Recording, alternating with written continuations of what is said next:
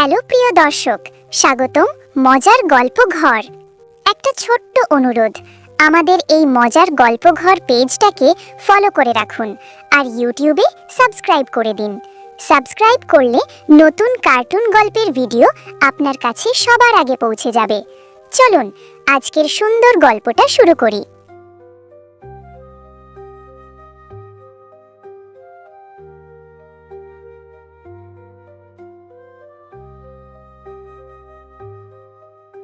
নদীর পাড়ের ছোট্ট গ্রাম শালবন।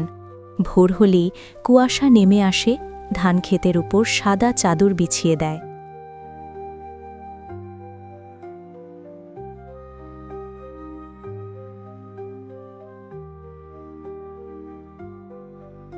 সেই গ্রামেই থাকে রাশেদ, একজন পরিশ্রমী কিন্তু স্বপ্নবাজ ছেলে।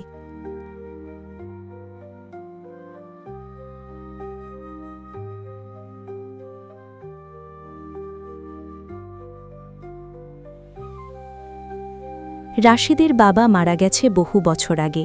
মা সেলিনা বেগম মানুষের বাড়িতে কাজ করে সংসার চালান।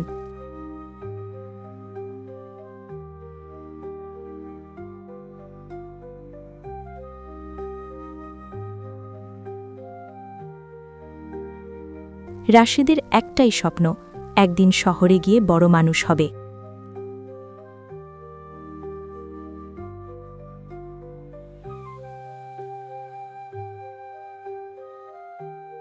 এক ভোরে রাশেদ মাঠে যাচ্ছিল।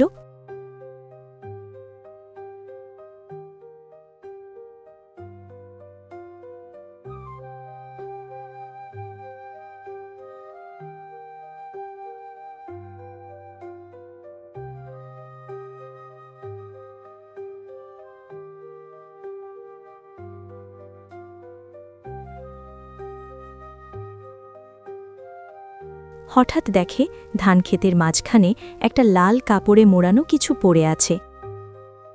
এই ভোরবেলা কে আবার এটা ফেলে গেল? সে খুলে দেখে ভেতরে একটা পুরনো চিঠি আর একটা সোনার লকেট।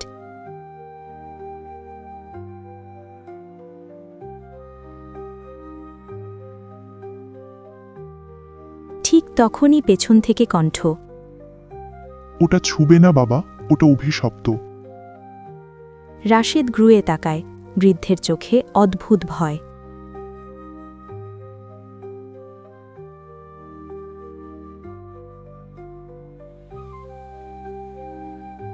অভিশপ্ত মানে? এটা কার? বৃদ্ধ শুধু বলে, সময় এলে জানতে পারবি। কুয়াশার ভেতর তিনি মিলিয়ে যান।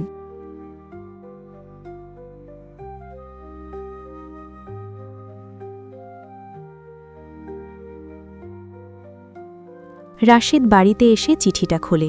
কাগজ হলুদ হয়ে গেছে। চিঠিতে লেখা, যে এই চিঠি পাবে সে যেন লকেটের আসল মালিককে খুঁজে বের করে। এই লকেটের ভেতরে লুকিয়ে আছে এক পরিবারের ইতিহাস। রাশেদ অবাক।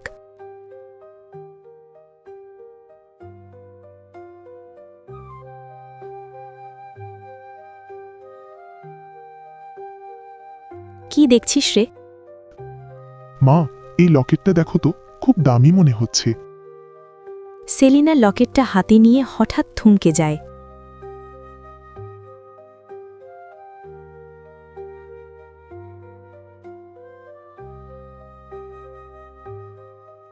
এটা এটা তো তোমার বাবার মতো দেখতে। রাশেদ চমকে ওঠে। মানে? তোর বাবার একটা যমজ ভাই ছিল, নাম জামিল। সে একদিন হঠাৎ হারিয়ে যায়। রাশেদের মাথায় ঝড় বয়ে যায়।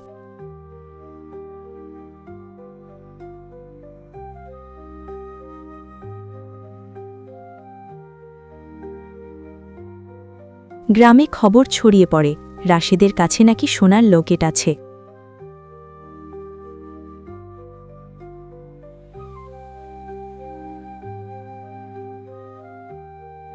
মকবুল চাচা লোভী মানুষ। এই লকেট নিশ্চয়ই অনেক দামের, সাবধানে রাখিস।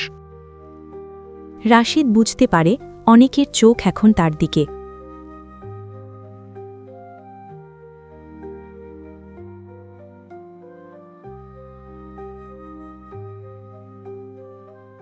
রাতে জানালায় শব্দ, ঠক ঠক ঠক।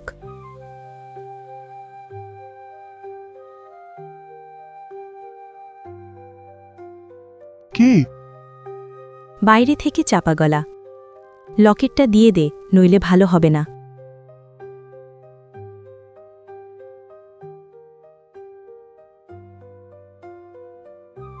রাশেদের বুক কেঁপে ওঠে।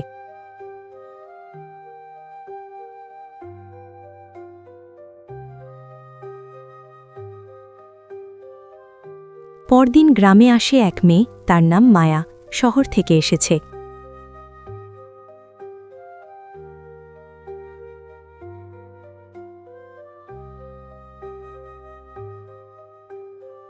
আমি একজনকে খুঁজছি, এই লকেটের মতো একটা লকেট আমার বাবার ছিল। রাশেদ অবাক হয়ে লকেট দেখায়।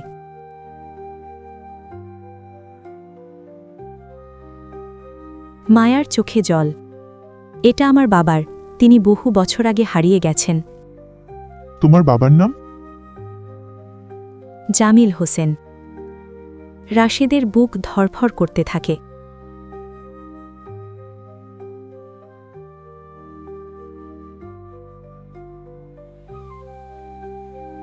সেলিনা বেগম সব শোনার পর কেঁদে ফেলেন। জামিল আমার দেওর ছিল, সে শহরে গিয়ে ব্যবসা শুরু করেছিল, কিন্তু এক রাতে সে নিখোঁজ হয়। আমি ছোট ছিলাম, শুধু এই লকেটটাই ছিল স্মৃতি। তাহলে আমরা কি আত্মীয়? মায়া মাথা নাড়ে। দুজনের চোখে অদ্ভুত বন্ধন।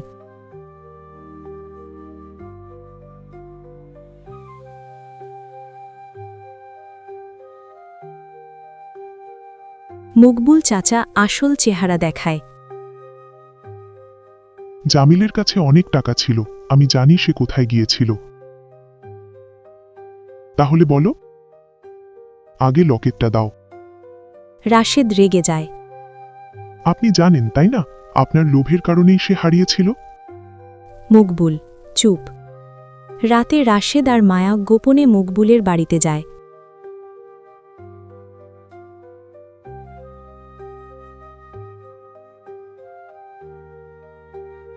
তারা পুরনো ট্রাঙ্কে কিছু কাগজ পায়, সেখানে লেখা জামিল শহরে জমি কিনেছিল, তার সই জাল করে সব সম্পত্তি নিজের নামে নিয়েছিল মকবুল।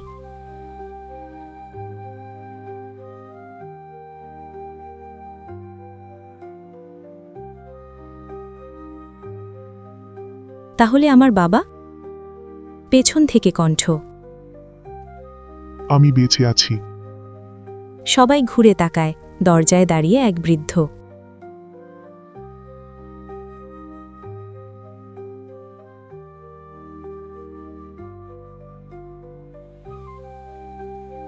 মকবুল আমাকে মারতে চেয়েছিল, আমি পালিয়ে বেঁচেছিলাম, কিন্তু স্মৃতি হারিয়ে ফেলেছিলাম।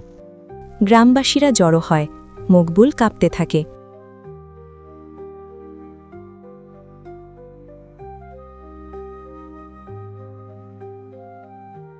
সত্য একদিন না একদিন বের হবেই। গ্রামবাসীরা সিদ্ধান্ত নেয়, মকবুলের বিচার হবে।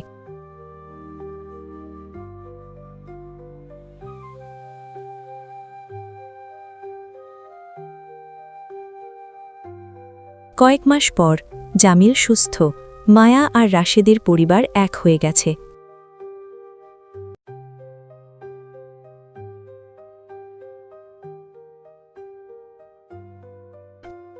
আমি শহরে পড়তে যাব, মামা আমাকে সাহায্য করবে। মায়া হাসে। আমরা একসাথে নতুন শুরু করব। ধানক্ষেতের ওপর আবার ভোরের আলো পড়ে, কুয়াশা সরে যায়, যেমন সরে যায় মিথ্যার আবরণ।